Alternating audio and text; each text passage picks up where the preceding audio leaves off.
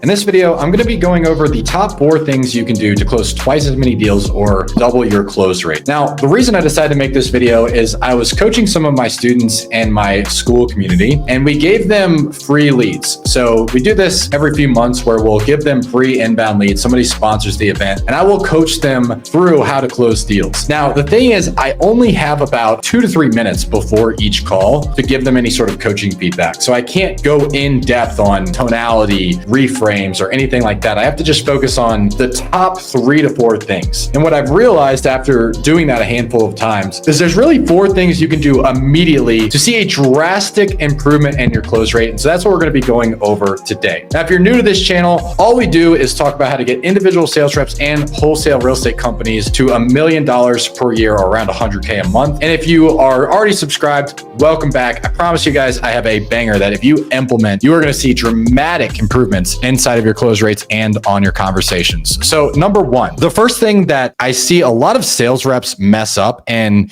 typically it's because they've been trained to do this in the past, is they improperly set the stage of the call. And what ends up happening is they sound really cringy. They sound like a salesperson that has an agenda. Now, when the seller is talking to you, they don't want to talk to somebody that has an agenda. They feel it and they feel that it's inauthentic. So I'll give you a couple of ways that I've seen that. Number 1 is when you open up the call, you say, "Hey, Bob, how are you doing today?" Now, they don't know that this call is happening. Now, if this was a call set on your calendar, they know that you're calling. Asking that is completely okay. Or if it's like a Zoom call setting where you open up the call, "Hey, can you hear me? Can you see me? Awesome, man. How you doing today?" That's okay. I'm not against ever asking, "How are you doing today?" But most of our dials are outbound dials for inbound leads, or like a cold call that was set up. And they typically don't know that we're calling right when we are, even if they just filled out the form. So when you say, "Hey, Bob, how are you doing today?" the first thing that they do is they get skeptical. Right at the beginning of the call, they're like, "I'm good. Who is this? How can I help you?" And that raises the tension inside of the call. So it makes it harder to have a natural conversation. So that would be the number 1 thing, is just opening up the call differently. "Hey, it looks like you just filled out a form on our website about possibly selling your home on Main Street. Is that right?"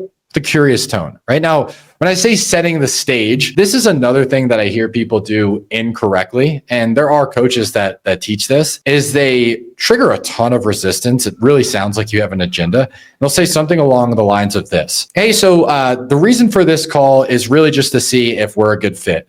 If I'm a good fit for you and you're a good fit for me.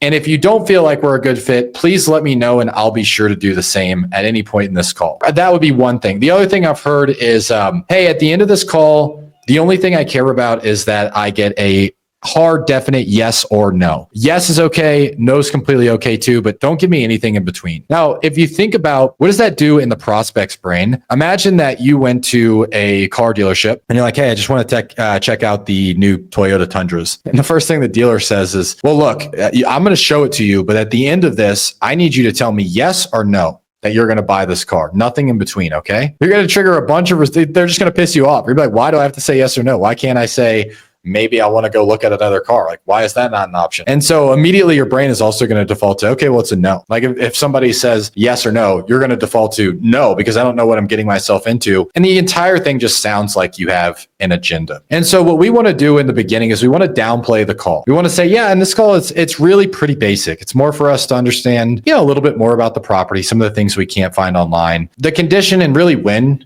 you're looking to sell, just to see if this is something we want to buy," right? Just to see if this is something we want to buy, or just to see if this is something that we can help with, or if we can do any good for you. I don't give my students a script and say, "This is the exact line that you have to say," because everybody's a little bit different, right? And every conversation's a little bit different. Also, people have different personalities. And so some people don't do well with like, "Hey, just to see if I can help you here." Some people don't do well with pulling back to say like, "Hey, just to see if this is something we can buy." Everyone's a little bit different. So I give my students like a handful of different ways that they can open up that conversation so they find the one that resonates with them. And if you're looking for some more advanced training because you're like, "Hey, none of the scripts I've really tailored in," we have an entire advanced group full of people that are doing anywhere from 20K a month, 300K a month, 600K a month. And we help you train your sales team. We do calls every single day where we walk through call reviews, objection handling, owners only calls, where we'll teach you your sales management and much, much more. So I'll drop a link inside of the chat if you guys have been watching these videos and you want some more tailored structure for your process specifically. So the second thing that I see is sellers are going into motivation, but they're not going any deeper than that. And so a lot of times, like there's not a single wholesaler in the world that has studied sales. You're supposed to understand why the seller's looking to sell. You're supposed to find out their motivation. Now, the thing is, understanding their motivation doesn't actually do anything for you. Just understanding like the surface level. So if you ask, so tell me, why are you looking to sell? And the seller says, well, I'm behind on mortgage payments. And then you go, okay, now tell me about the condition of the home. The seller hasn't really felt any of that pain. And so people change when the pain of staying the same is greater than the pain of change. And so the reason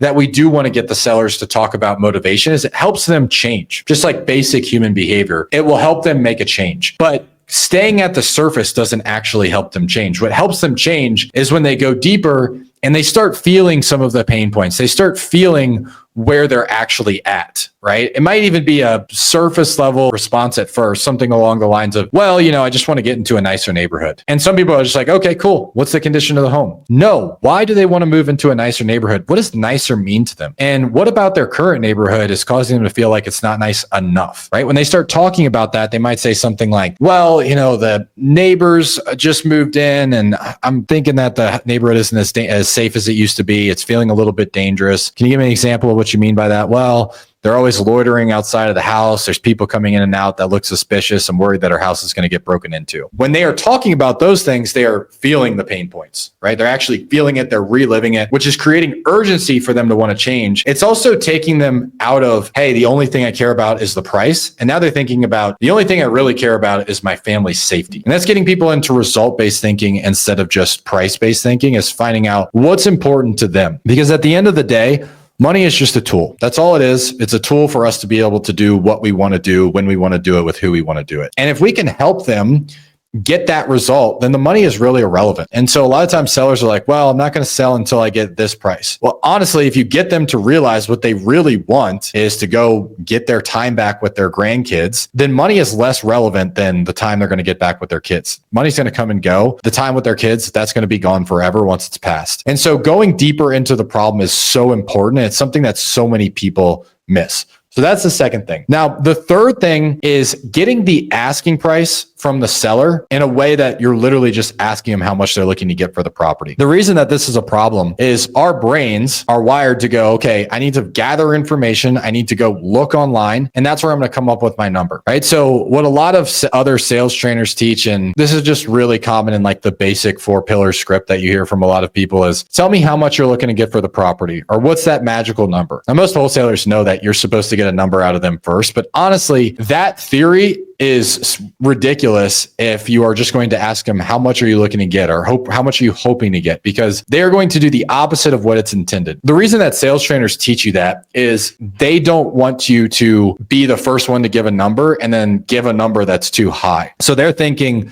oh, well, if I get the number from them, they might give me a price that's lower than what I would have automatically offered. The problem is, like, think back to your conversations. Out of the last 20 conversations you've had, how many times have you asked the seller, how much are you looking to get for the property? And it's lower than what you could offer them. Like, how many times does that actually happen? It's almost never. And so why would we ask that question? When we ask, how much are you hoping to get? How much are you looking to get? What's that magic number? Anything like that. What they're going to do is they're going to go think about the Zillow price, the comparables in the neighborhood, something that a realtor told them. Their brain could go a bunch of different directions, right? Now, what we need to do instead is, once we find out their problems, we find out what they are trying to accomplish, right? So if they're selling the property, it's an investment property. What are they investing in next? If it's a home that they live in, what are they doing next? Are they buying? Are they renting? How much do they need to be able to do that? If it's in foreclosure, how much do they need to be able to rent a property for the next year until they get back up on their feet, right? There's a million different ways that this could happen, but we need to find out how much they need. Instead of asking, how much are you hoping to get for the property? We're going to ask, how much do you need in your pocket to solve XYZ problem? And we're anchoring. So instead of saying, like, how much are you looking to get, thinking of some high price, we're focusing on the needs to solve their problem, taking them away from price-based into result-based thinking,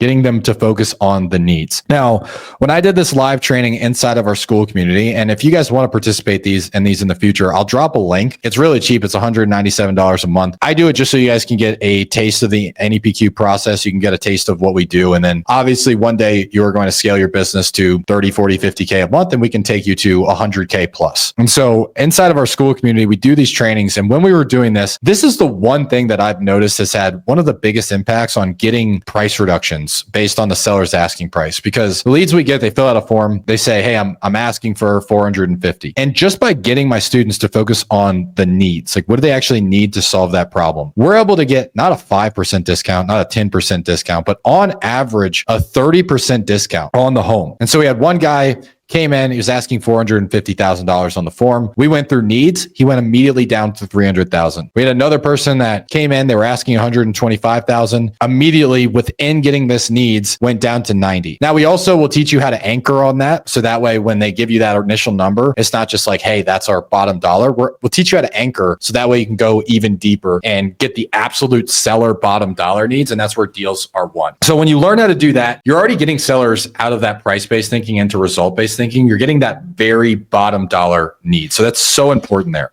Now, the last thing is how you present the offer. And if there's one thing you can take away that you can implement today that will dramatically change the results of your calls, like if you are getting people shopping you, so you give them an offer and they say, I need to think about it, I need to talk to my partner, but you know at the end of the day, they're just shopping your offer around. It's because you're not getting an advance commitment. And it makes sense. A lot of sales trainers out there are teaching, hey, you just give them the offer. You just say, hey, looks like the best we could do for you is $226,000. And then you just wait for them to either say yes or no. The problem with that is think back to your calls, and most of you guys are doing this. So think back to your calls. When you do this, you feel like they're going to hang up on you. You feel like, oh, I feel super awkward giving this offer because it's literally just a shot in the dark. All you did was you got service level motivation. Oh, I'm looking to move closer to my kids. Okay, you got the condition. You found out their asking price, which is always way too high. And then they're asking 250. You're going to come back at 150, right? And you're like, oh my gosh, they're going to hang up on me. This is going to be terrible. Whereas if you get the needs, you get the bottom dollar needs, then you get the advance commitment up front. And inside of our process, we'll teach you how to overcome deal killers to where we are any of like the obstacles, any sort of partner objection, logistics objections, time frame objections. We figure out all of that first. And then we ask this, instead of just giving them the offer, throwing it at them and knowing that they're probably going to give us a think about objection, need to go get other quotes. We're going to say, if I can get you XYZ amount, if I can do it in the next 3 weeks or whatever time frame they said, and I can help you with, and I'm going to repeat back whatever they wanted help with. So I'll give you an example. If I can give you the $25,000 in your pocket to put down on the next house, we can do it in the next 30 days so you don't end up losing your deposit, and we help you move all of your stuff into the new home. If we do all of that for you, what would be your biggest concern at that point? When I stay there until I get through the process of they don't have any concern. Sometimes they might say, oh, well, I would want to know that you're going to be able to close. Cool. How would you know that we're going to be able to close? What would you be looking for? Probably some reviews, probably some testimonials, and I'll repeat it back. Okay, let's say I show you that. Let's say I show you all the reviews, I show you the testimonials, maybe some closing statements. If I can do that for you and we cover everything else, what would be your other concerns? We do that until they say nothing.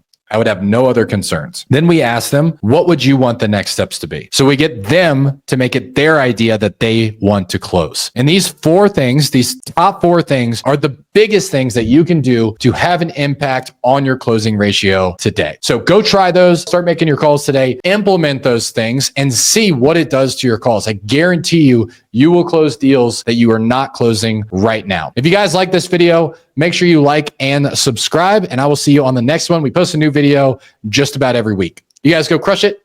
Bye, everybody.